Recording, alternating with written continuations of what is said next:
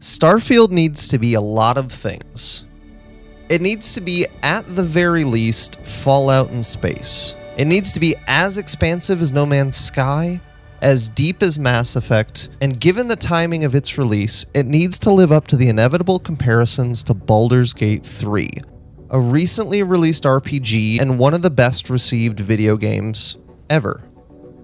Of course, none of that leaves room for what Starfield actually should get to be, which is just itself. Multiple games can and should exist in the same genre and space, sorry about the pun, and be able to overlap ambitions and objectives and playstyles, and still be weighed on their own merits. Starfield is a little bit No Man's Sky, but it's not No Man's Sky. It's got some Mass Effect in its DNA, but it isn't Mass Effect. And as much as it's Fallout in space, it is also so much more.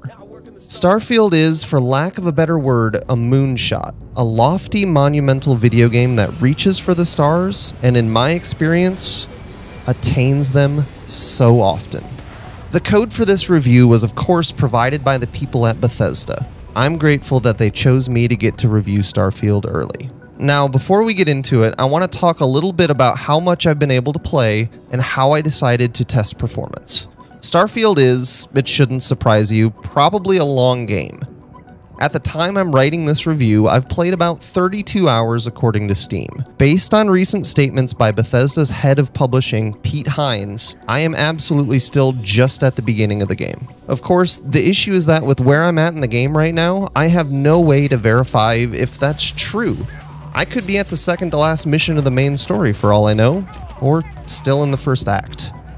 I will say that even at 32 hours, it definitely feels like things are just getting started. If I were to guess, I'd say about 20 or so of the hours I've put in have been main quest related, and I just had something happen right before writing this very paragraph that changes the story in such a big way that I have to believe I'm closer to the beginning than the end. Again, that's just a guess, because I haven't experienced what I haven't experienced. But when Pete Hines says that Starfield is a long game, and that at different points it starts to feel like a whole new game, I honestly believe it. Now that you know how much I've played, let's talk a bit about how I've been playing. For the entirety of my playtime so far, I've had the game running at what I believe to be the highest graphical settings. I have a pretty powerful gaming PC, and I thought that if the game was going to have performance issues, they'd probably be most noticeable at max settings. So here's a brief overview of my hardware. Nothing is overclocked, by the way, except for, I guess, XMP profiles enabled on my RAM, but that's just to get it to run at its advertised speeds. And here's the settings I've been using for Starfield. Notice that I'm playing at 1440p, no resolution scaling, and my main gaming monitor was always duplicated via Windows to my capture card for recording. I don't know that this last part actually has any impact on performance, but still worth mentioning. So with that hardware and those settings, I had almost no performance issues. In those 32 hours, there were 4 instances that I noticed where the game would stutter, dropping down to 30 or less FPS just for a split second before recovering. Other than those moments, the game held what I consider to be, for this test, acceptable frame rates. In most locations, this meant higher than 70 FPS, and in many cases, even higher than 100. On a few densely populated planets, frame rates would drop down to around 56 regularly, but again, remember I chose to run on the highest possible settings. In my brief and admittedly unscientific testing, lowering some settings, even just from ultra to high, improved frame rates on those planets without too noticeably reducing graphical quality.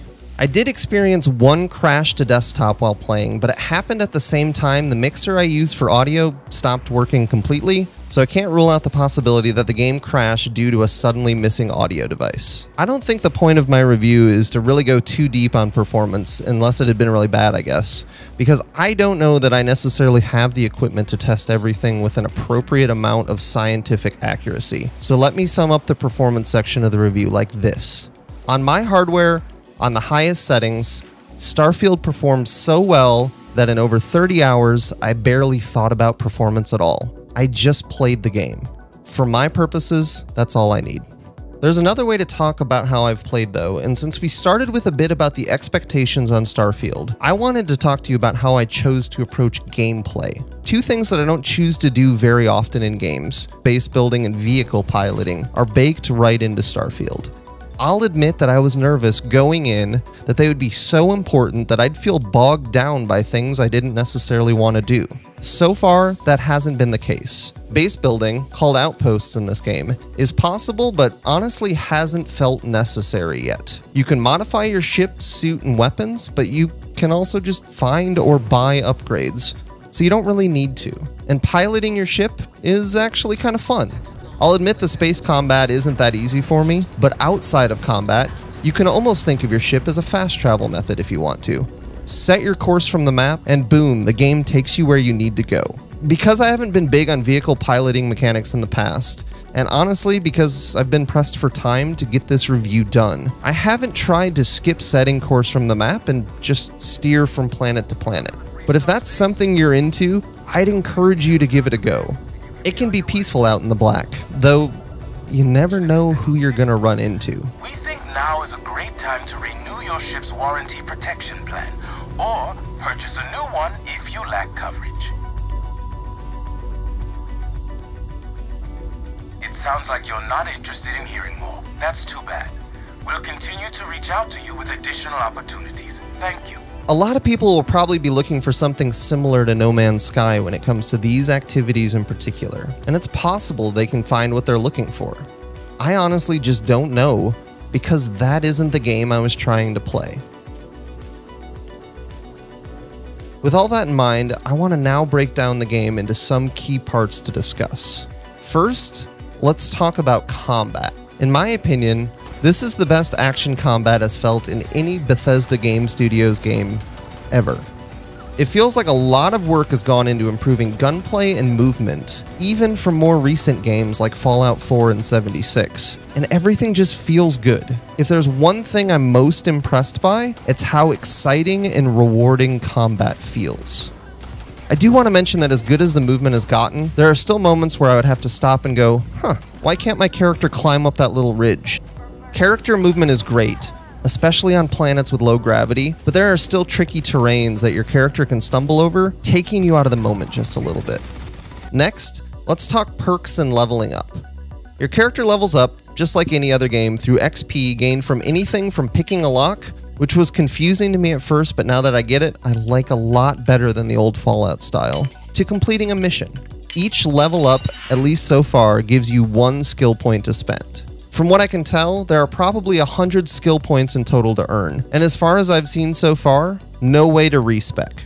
Maybe it comes up later, but definitely think about how you're spending your points. Skills are all pretty practical, such as weightlifting to increase your carry weight, which I'd recommend you invest in as soon as you can, because even in low gravity, everything is so heavy. Or security, which lets you open locked doors or crates, which again, I'd recommend you invest in as soon as possible. And there are a whole bunch of other science, combat, social, and technical skills that you can unlock. What you invest in depends on how you want to play. Are you going to try to be the scoundrel who talks your way out of any situation? Invest a point in persuasion, which, by the way, has its own new little mini-game of choosing how to persuade someone. Finally, someone who gets it. Gonna be a terror of the skies, taking down any ship in your range? Invest in your ship's weapons and shields, trust me, you're gonna need them. So you can always be the last one standing, or flying. I should note that each skill has 4 ranks, and in order to rank up a skill, you need 2 things: another skill point, and have completed a challenge. So for example, to level up weightlifting that you need to carry even more stuff, you need to travel a certain distance while your inventory is 75% or more full. Then, you invest another skill point, and need to master that rank and repeat until it's fully maxed out. I liked the system, mostly because if you're investing in a certain skill, you're probably going to complete the mastery requirements just naturally. Next, let's talk about the writing, story, and characters. This may be the most important part of the game to a lot of players. Starfield is an RPG after all, and it's hard to roleplay in a game where you don't connect to the story or the characters. I think of all the aspects of Starfield, this might be the most ambitious. Unless I was headed to a planet that was uninhabited, or a planet only occupied by people who would just try to kill me on sight, every time I would go somewhere to complete a quest, I would find myself picking up a few new quests on the way. Seriously. Earlier in my review process, I thought I'd clean up a few side quests before focusing on the main story. In doing just a couple of missions, I picked up 3 or 4 new ones, and quickly realized the battle to clean up side quests isn't one I could win quickly. Even flying around in space can result in you getting new quests, or random battles with fleets of enemy ships, or finding a new place to land or dock. By the way, it took me almost 30 hours to realize you can land almost anywhere on any planet if you just click that location. I'm not even sure I'm conveying just how much there is to do in Starfield because honestly, I have no idea how much I've missed. There are mission boards to pick up more stuff to do, people in buildings to talk to that I haven't even gone into yet, and sometimes you'll just walk by, overhear something interesting, and have a new quest. And sure, some of these quests end up being, go here, pick this thing up, come back, which maybe isn't the most exciting type of quest, but the people you talk to and the things they want done all have stories, and the sheer scope of it shouldn't be ignored. Maybe due to the size of it all, some dialogue feels a bit impersonal, written more for the sake of keeping things moving along than having the depth and nuance that human conversation so often has. There are a few characters in particular who seem to speak mainly in phrases that, to me, feel a little bit out of place, but none of my minor complaints about the dialogue have been enough to pull me out of the story. The story which, like I said at the top of the video, I assume I'm just getting started with. You start the game by joining a secret organization that tasks you with collecting some artifacts across the solar system that seem like they could change the course of history. But even with all my time in the game, I'm still just starting to uncover what they are and what they can do. I don't want to say a lot because I want you to be able to experience it for yourself, but it's a sci-fi mystery that I'm invested in, and if it was the only thing to do, it'd be captivating by itself. But like I said, it's not the only thing to do, not even close. But what about bugs? My time with Starfield has been, as I mentioned before, relatively performance issue free. It hasn't necessarily been bug free though. Most of the small bugs I've noticed, and the one bug that caused me to have to reload from a save, have been related to dialogue. Characters don't always look at you in dialogue, or can get pushed away or moved by other NPCs while talking. And I even had one character I had to talk to so desperately avoid me that, well,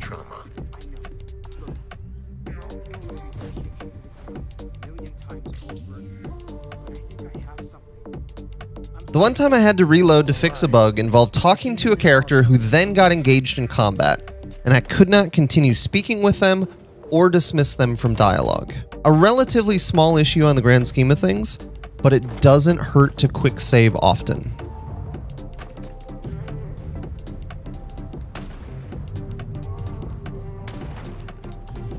Again, I want to emphasize how none of these bugs ruined my experience of the game. I only thought it was important to raise these points because, well, you have a right to know that as good as Starfield is, it still has a few speed bumps along the way that I'm really hoping they can iron out with a few patches. A quick note before we wrap this up. I know there's a lot that I haven't covered in this review. I particularly wanted to dive more into factions, alliances, religions, and all of those other groups because Bethesda has done such a great job in the past in making joining factions and the consequences for doing so worthwhile. I just honestly haven't had the time to do it. I will say that early in the game, I picked up some contraband, and not really knowing what would happen, I flew into United Colony's airspace. I was immediately arrested and given an option: get thrown in jail, or help the UC infiltrate a notorious gang of space pirates and take them down from the inside. I managed to join the pirate crew, and that's about as far as I got. I really want to see where that storyline goes, but in trying to push the main quest forward, I just haven't had the time. All that to say, there's plenty I won't have covered in this review because the game is huge, and I don't really want this video to be. Hopefully, I'll be able to produce more videos to follow up on this one. So that is a lot of words, and I think I've taken enough of your time, so let me get to my conclusion. Starfield is a great game that I honestly feel, even more than 30 hours in, I'm just starting to scratch the surface of. There are so many things to do, so many people to talk to, that outside of the main quest, if you've picked up a quest that you're not enjoying, it's probably okay to just put it down unless you're trying to do everything. There are a few small things that keep me from being able to classify it as flawless, and honestly, is there ever going to be a game that releases without any bugs? But so far, it's just about as close as a game this big could be. Everything I've experienced about Starfield so far has been, at the risk of one more pun, stellar. And I have to stop this review now because honestly, I just want to go play more of it. Thank you for watching.